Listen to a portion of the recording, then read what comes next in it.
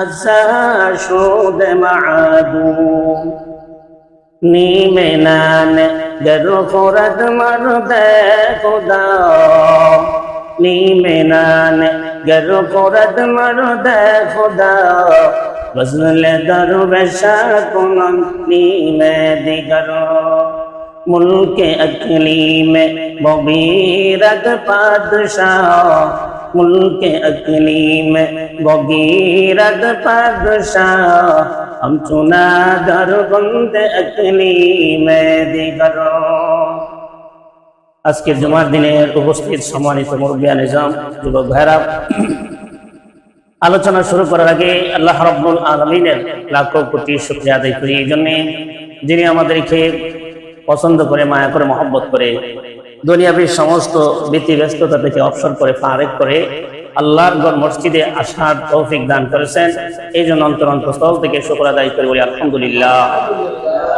আমি আপনাদের সামনে পবিত্র কোরআন শরীফের 10 পারায় অবস্থিত সূরাতুত তাওবার একটি আয়াতে কারিমা তেলাওয়াত করেছি।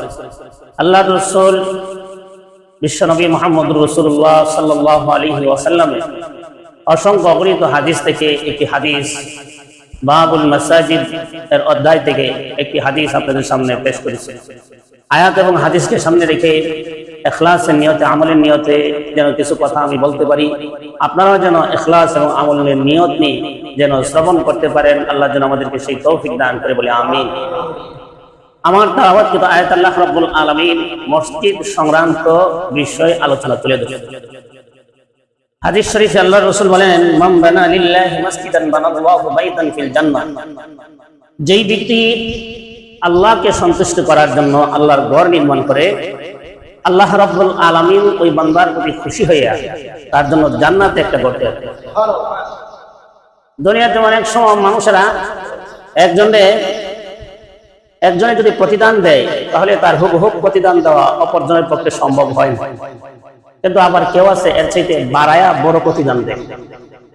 কারণ মনে করেন আমি আপনার একটা হাদিয়া দিলাম, আমি আমার জায়গা থেকে ছোট মানুষ আমার ইনকামের উপর নির্ভর করে দিলাম, কিন্তু আপনি হলেন কোটিপতি বড় মানুষ, বড় মনের মানুষ, আপনি আমাদের বড় করে হাদিয়া দিলেন।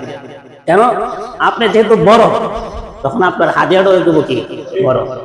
মানুষ আমরা সকলেই আল্লাহর কাছে ছোট, এই জন্য আমরা দিতে পারি অল্প, কিন্তু আল্লাহ তো অনেক বড়। আল্লাহু আকবার, আল্লাহু আকবার, আল্লাহর চাইতে বড় কোনো কিছু নাই। এই জন্য আল্লাহ পাক বলেন, ও পৃথিবীর বান্দা বান্দি, তোমরা আমার ঘর যদি শুরু করে নির্মাণ করো, আমি আল্লাহ তাআলা যেহেতু বড়, আমি আমার মতন করে তোমাদেরকে বিশাল জান্নাত আমি দান করব। এই কাজটা মসজিদ নির্মাণের কাজ অত্যন্ত গুরুত্বপূর্ণ কাজ। এই জন্য আল্লাহ পাক তিনি তার পবিত্র কোরআনে বলেন, ইন্না আওয়ালা বাইতিন ওয়াদিআ লিন-নাসি লাল্লাযী বিবাক্কাতা মুবারাকান ওয়া হুদাল লিল-আলামিন। ইন্না আওয়ালা বাইতিন ওয়াদিআ লিন-নাস আই জাআলা লিন-নাস, আল্লাহ রাব্বুল আলামিন পৃথিবীর মানুষের জন্য একটি ঘর নির্মাণ করেছেন। লাল্লাযী বিবাক্কাতা, যেই ঘরটা মক্কাতে অবস্থিত, মুবারাকান, এটা বরকতময়, হুদাল লিন-নাস, মানুষের হেদায়েতের জন্য। তাহলে বোঝা গেল পৃথিবীর সর্বপ্রথম ঘর হইল মসজিদ, আল্লাহর ঘর। তাহার আমার আল্লাহ রাব্বুল আলামিন আদম আলাইহিস সালাতু ওয়াস সালামকে সৃষ্টি করার পরে ফেরেশতাদেরকে বললেন, জিবরাইলকে লক্ষ্য করে বললেন, হ্যাঁ জিবরাইল, তোমরা অন্যায় অপরাধ করলে আমার কাছে মাপ চাওয়ার জন্য বাইতুল মামুর তওয়াফ করে ক্ষমা চাও। আমি আদম সৃষ্টি করেছি, তারা অন্যায় করবে, কোথায় গিয়ে ক্ষমা চাইবে, কোন জায়গায় তাদের ক্ষমার নিদর্শন থাকবে? হ্যাঁ জিবরাইল, যাও তোমার অধীনে ফেরেশতা নিয়ে যাও, গিয়া পৃথিবীর সর্বপ্রথম যেই জায়গাটা হলো নাভি, পৃথিবীর নাভি, সারা পৃথিবী যদি নাপ দেওয়া হয়, 4 কিলোমিটার দৈর্ঘ্য যদি পরিমাপ করা হয়, তাহলে চতুর্দিক দিয়ে এরিয়া মাপ দেওয়ার পরে দেখা যাবে সারা পৃথিবীর নাভি হইল কানায় কাবা, যেখানে অবস্থিত। সারা পৃথিবীর মধ্য জায়গা, ওইখানে জিবরাইল তুমি যাও গিয়ে একটা ঘর নির্মাণ করো, সেই ঘরটার নাম হবে বাইতুল্লাহ, এর মানে আল্লাহর ঘর। ওই ঘরটা নির্মাণ করো, আদম পাঠাইয়া দিব, সেখানে গিয়ে আদম তার সন্তানরা গোলামি করে করে আমার কাছে অপরাধ ক্ষমা চাইবে। এই ঘর সর্বপ্রথম নির্মাণ হয় এই জিবরাইলের মাধ্যমে, আল্লাহ তাআলা নির্মাণ করছে। এই ঘরের সূচনা করে পৃথিবীতে মানুষের ঘর বানানোর সিস্টেম মানুষ শিখতে পারছে, ঘর কিভাবে বানাইতে হয় এই ঘর বানানিও শিখাই দিছে, আবার আল্লাহর ঘরও বানানি হয়ে গেছে। এই ঘর সাধারণ ঘর না, দুনিয়ার অন্যান্য ঘরের মতন না। আল্লাহ রাব্বুল আলামিন বলেন, মুফাসসিরিনে কেরাম আয়াতের ব্যাখ্যায় বলেন এই আয়াতের যে কেউ যদি ছোট্ট করে বিলের মাঝখানে, মানুষ নামাজের কোনো জায়গা নাই, একটা গাছের গোড়া দিকটা ছায়া দিকটা একটু জায়গায় নিজের জায়গা দিয়া এখানে একটা 2-4 লোক বা একজন লোক নামাজ পড়তে পারে, এমন একটা জায়গাও যদি কেউ করে দেয়, আল্লাহ তার জন্য জান্নাতে ঘর নির্মাণ করবে। তাহলে বিশাল আকারে যে মসজিদ নির্মাণ করা হবে তার ফজিলত কত হবে। ভাইরা আমার, আল্লাহ নবী রাহমাতুল লিল আলামিন যখন মক্কা থেকে হিজরত করে মদিনাতে চলে গেলেন, সাহাবায়ে কেরাম, মদিনার সাহাবী, নারী পুরুষ শিশুরা রাস্তায় দাঁড়ায়া দাঁড়ায়া তালা আল বদরু আলাইনা কবিতা গাইতে থাকলো। নবীজিকে পাওয়ার পরে তারা এত খুশি, এত আনন্দিত হলো, সাহাবায়ে কেরাম সকলেই বলতে থাকলেন, ওগো নবীজি আপনি আমাদের বাড়িতে অবস্থান করুন। ডাইনে বামে সমস্ত মদিনার সাহাবীরা পাগল হয়ে গেছে, রাসূল আমাদের বাড়িতে অবস্থান করুন। প্রত্যেকেই চেয়েছিলেন প্রত্যেকের বাড়িতে অবস্থান করার জন্য। আল্লাহর রাসূল বলেন, সাহাবীরা রে, আমি যেই আজওয়া উটনির উপর উঠে আরোহণ করে এসেছি, আমার উটনি গিয়া যার বাড়িতে থামবে তার বাড়িতেই আমি বিশ্বনবী অবস্থান করব। নবীজি উটনি নিয়ে চলতে থাকলেন। চলতে চলতে আবু আইয়ুব আনসারী রাসূলের মামা হন, ওই মামার বাড়িতে গিয়ে থামলেন। সেখানে কিছুদিন অবস্থান করার পরে আবার রাসূল উটের মধ্যে আরোহণ করলেন। হাঁটতে হাঁটতে এমন একটা জায়গায় গেল, যেই জায়গায় দুইজন এতিম সন্তানের এই জায়গাটা, এখানে পুরাতন প্রাচীন কবরস্থান ছিল, এতিম দুইজন সন্তানের জায়গা। মুহাদ্দিসিনে কেরাম বলেন, ওই জায়গাতে মানুষেরা উট, ঘোড়া, দুম্বা বেঁধে রাখতো এবং খেজুর আয়না এই জায়গাটার মধ্যে শুকাইতো। এমন একটা পরিত্যক্ত জায়গা, এতিম সন্তানের মালিকানাধীন। আল্লাহর রাসূল এর উটনি গিয়া ওই জায়গায় থামলো। থামার পরে রাসূল উটের থেকে নেমে বললেন, এই জায়গাতে আসার জন্য আল্লাহ আমাকে নির্দেশ দিয়েছে, আমার উটনি এখানে থামছে, সুতরাং এখানে আমি অবস্থান করব। রাসূল সাল্লাল্লাহু আলাইহি সাল্লাম প্রস্তাব পেশ করলেন এই জায়গাটার মালিককে। তখন দুইজন সন্তানের নাম বলা হলো, তারা দুইজন এতিম, বাপ নাই, বলছে তারা দুইজনে। আল্লাহ রাসূল বলেন, তোমাদের এই জায়গাটা দিয়ে দাও, আমি রাসূল এখানে মসজিদে নববী নির্মাণ করব। আর তো জোরে বলুন সুবহানাল্লাহ। মসজিদে নববী নির্মাণ করবেন।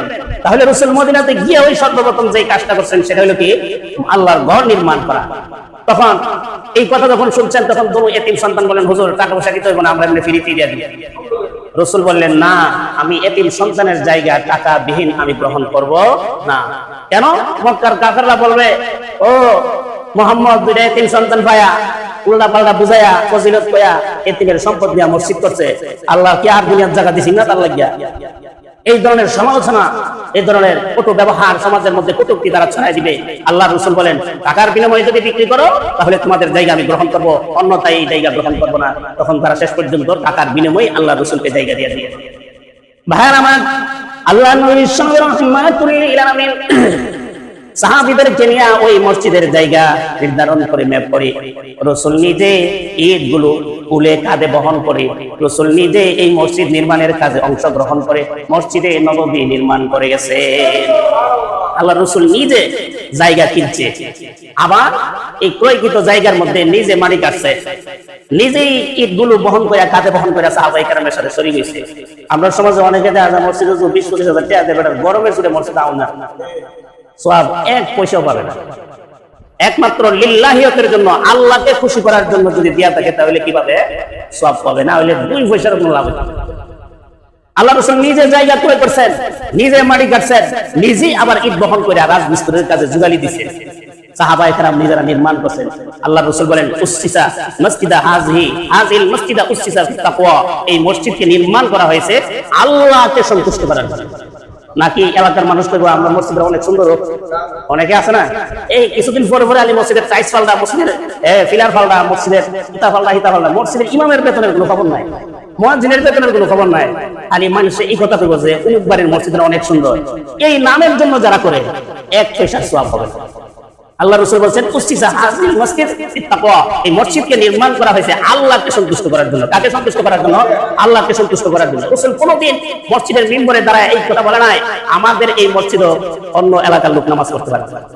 কেউ যদি কোনো মসজিদের মুসল্লিরা যদি এই কথা বলে তুই আমার মসজিদে আইস না, তুমি আমাদের মসজিদে আইসো না, তুমি ওই মহল্লার মুসল্লি, তাহলে এই মসজিদে নামাজ জুমার নামাজ সহি শুদ্ধ হবে না। এই মসজিদে জুমার নামাজ সহি শুদ্ধ হবে না, কারণ মসজিদ এমন হওয়া যায় ইজনে আম, সকলের জন্য উন্মুক্ত।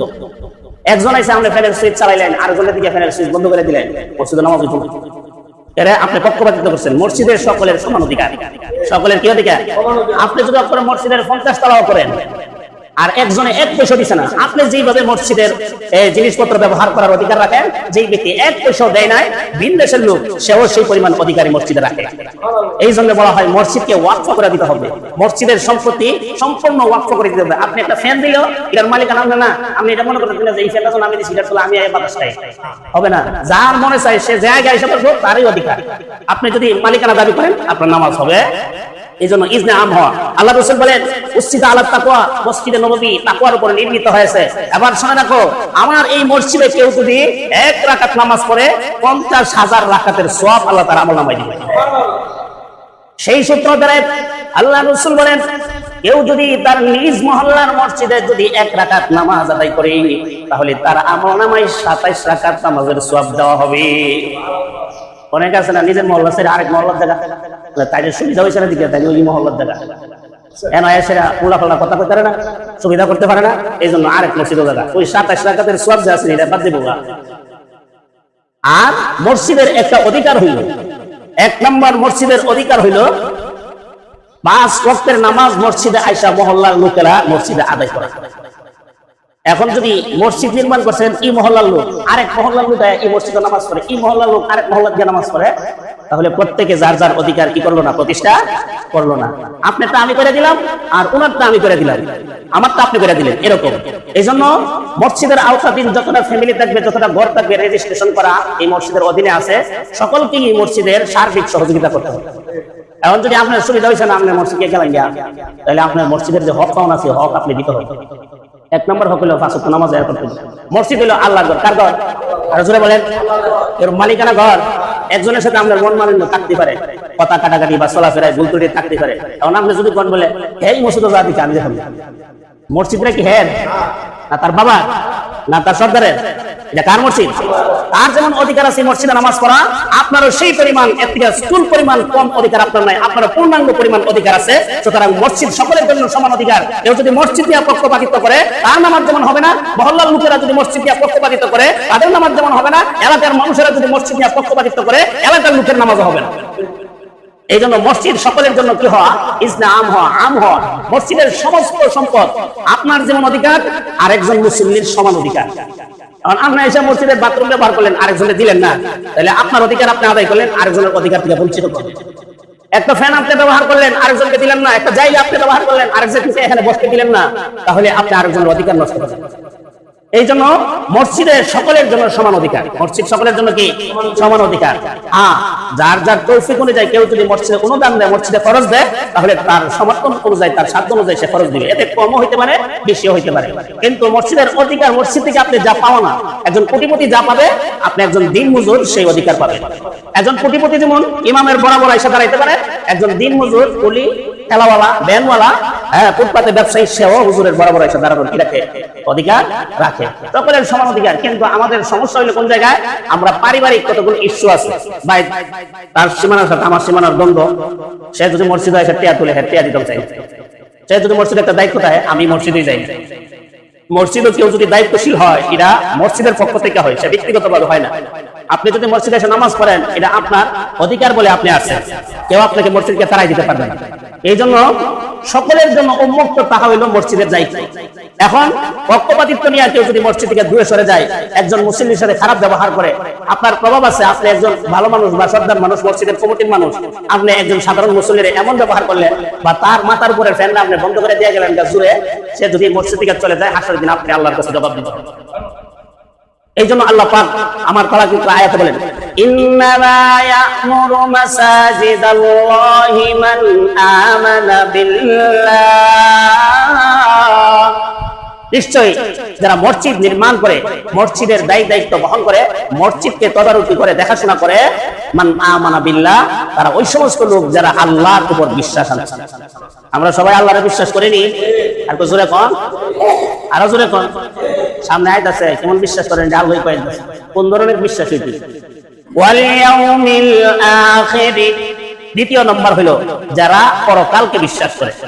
আমাদের মধ্যে অনেকে আছে আল্লাহরে বিশ্বাস করে, পরকালে কি করে না, বিশ্বাস করে না। হিন্দুরা আছে না, খ্রিস্টানরা আছে না, বুদ্ধরা আছে না, ও খাই তাই ফুর্তি করো, দুনিয়াটা মস্ত বড়, আজ আছি কাল নাই, শোনা বন্ধুর গান গাই, কয়া কয়া বেটা খা বা ফুর্তি করে, কিন্তু মরণের পরে যে আখিরাত আছে এটা কি করে না, বিশ্বাস করে না। এই জন্য আল্লাহ পাক বলেন যারা মসজিদের তদারকি করবে, মসজিদের দায়িত্বশীল হবে, মসজিদ যারা নির্মাণ করবে, তাদের প্রথম নম্বর গুণ হলো তারা আল্লাহকে বিশ্বাস করবে এবং পরকালকে বিশ্বাস করবে।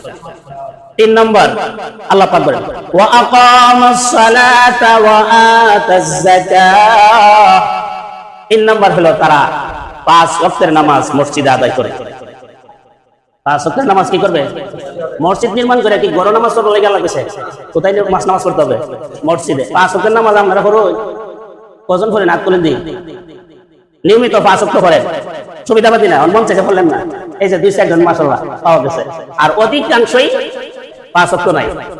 সুবিধা হয়েছে, এখন এখানে বিয়ের বাইক গেছে তো নামাজ পড়তে আইছে, অথবা জিয়ার বাইক গেছে নামাজও গেছে, অথবা তার বন্ধু মসজিদ আইছে, না গেলে কেমনে হয় আইছে, অথবা শুক্রবার আইছে অন্তত মসজিদে না যায়, কেমন খারাপ হয়েছে, শুক্রবার মসজিদ মতো না, এই শর্মে মসজিদে আইছে। আল্লাহ তাআলা বলেন 5 ওয়াক্ত নিয়মিত নামাজ পড়ার জন্য যারা মসজিদ আছে তারাই হইল মসজিদের তদারকিদার, মসজিদের দায়িত্বশীল। আল্লাহকে বিশ্বাস করতে হইব। অনেকে আছে পিসাবরে বিশ্বাস করে, মাজার রোজা, মসজিদ আবার দরকার, মসজিদ নাই 5 ওয়াক্ত কই যা পুরুষ গিয়া মাজার রোজা। আল্লাহ পাক বলেন তার আসার দরকার ছিল মসজিদে চাওয়ার জন্য, কার কাছে? আল্লাহর কাছে চাওয়ার জন্য তার আসার দরকার ছিল মসজিদে, সে গেছে কোথায়? মাজারে, দয়ালের কাছে, ল্যাংকার কাছে, এরপরে আটরশির কাছে, 42 রশির কাছে। আল্লাহ পাক বলেন সে মুশরিক।